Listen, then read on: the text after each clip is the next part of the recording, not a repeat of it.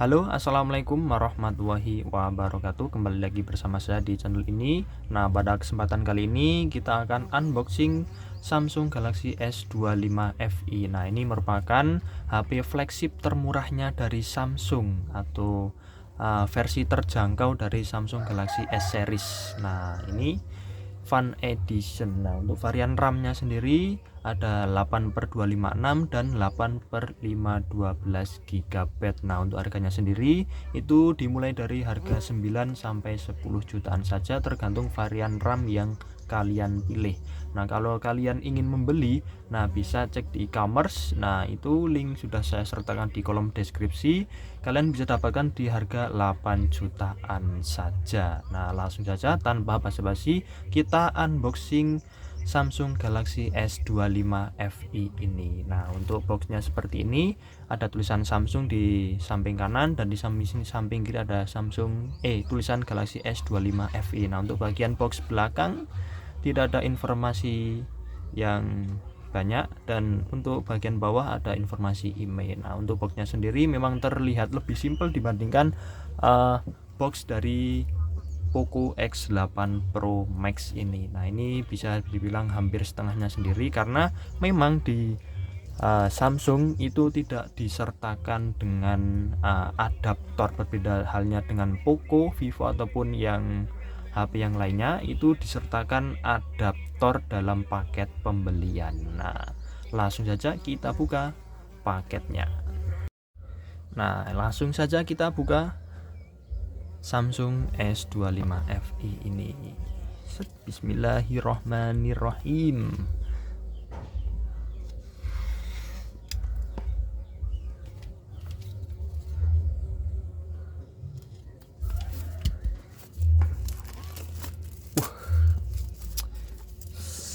Ini pertama kalinya saya unboxing HP flagship dari Samsung. Nah, ini boxnya ini cukup premium. Nah, langsung saja bismillah kita buka. Nah, kalau kalian mau mendapatkan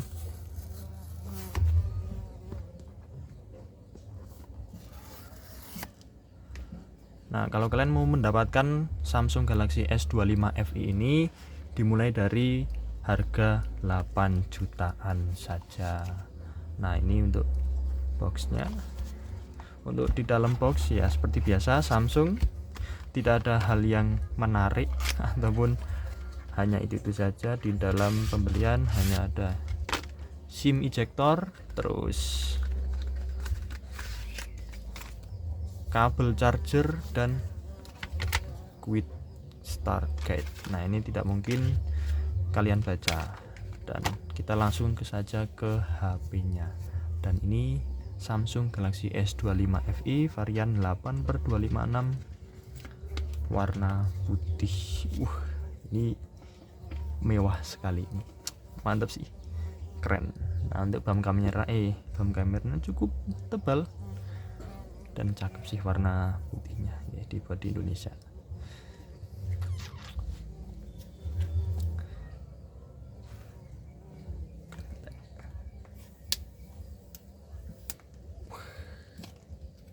ASMR.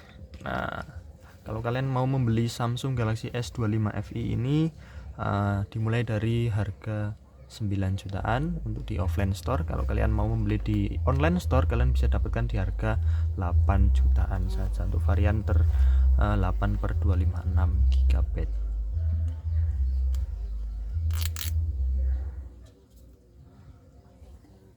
Nah, ini cakep sih.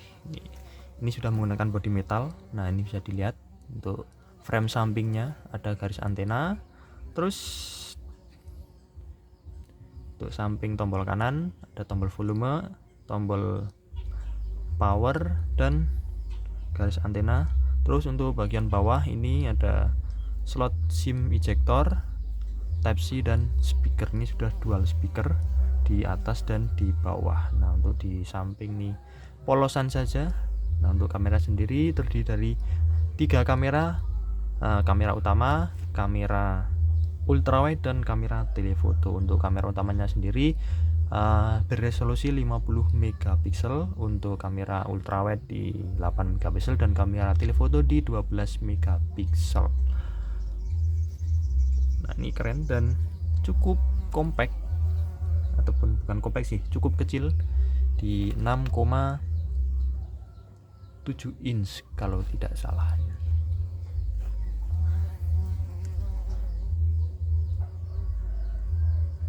Nah, langsung disambut dengan tulisan Samsung Galaxy Secure by Knox.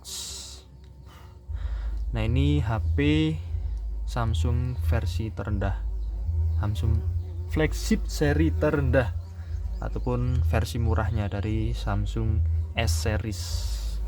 Nah, untuk bezel ini cukup termasuk tebal sih untuk kelas HP flagship. Nah, ini bisa dilihat bezelnya. Oke, untuk atas samping itu cukup simetris dan bawahnya sendiri ini tebal sekali. Untuk sekelas HP Samsung ataupun HP flagship ini termasuk bezelnya termasuk tebal. Nah, dibandingkan Poco S8 Pro yang kemarin saya unboxing, itu bezel atas, bawah, dan samping itu simetris dan tipis. Dan ya, ini adalah tampilan pertama dari Samsung Galaxy S25 FE. Nah, ini sudah saya registrasi sidik jari dan termasuk cukup cepat karena memang ini masih menggunakan sidik jari biasa, belum ultrasonic. Nah, untuk bezelnya sendiri bisa kalian lihat untuk bagian atas, samping, kanan, kiri simetris, tapi untuk bagian bawah ataupun dagu ini masih cukup tebal. Nah, untuk layarnya sendiri ini sudah 120 Hz Dynamic AMOLED 2K yang refresh yang kecerahannya itu digunakan di luar ruangan sudah cukup cerah di 2000 sekian nits. Nah, untuk kamera sendiri sudah menggunakan setup triple kamera. Nah, ini bisa kalian lihat ada lensa utama, ultra wide, dan telefoto. Nah, untuk tampilan awal, seperti biasa untuk Samsung itu tidak banyak aplikasi bloatware, hanya sedikit saja. Nah, kurang lebih seperti ini. Dan penyimpanan untuk di Samsung Galaxy S25 FE pada saat dinyalakan hanya memakan 16 GB. Ini bisa dilihat 16 GB dari 256 GB. Untuk fitur audio tentunya sudah always on display, terus ada fitur Galaxy AI. Nah, ini kok tidak ada Galaxy AI. Oh, ini fitur Galaxy AI untuk kegiatan harian ataupun membantu kalian. Ini sudah sangat cukup sekali, dari bantuan call assist, writer, interpreter, catatan, skripsi, dan lain-lainnya. Tentunya sudah ada no brief dan fitur AI dari Samsung seri flagship. Nah, untuk kameranya sendiri, untuk kamera utama,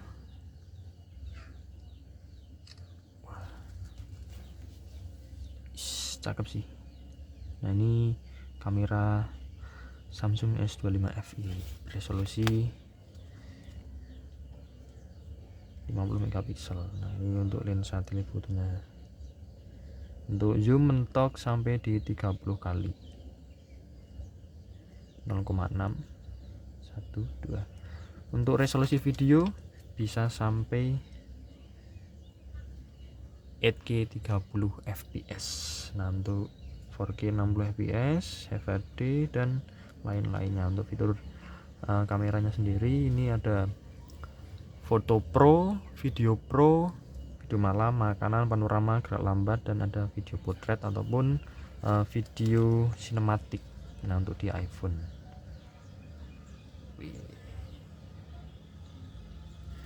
Nah, untuk kamera depan ini bisa sampai 4K 60 fps juga. Nah, untuk kamera depannya bisa sampai 4K 60 fps.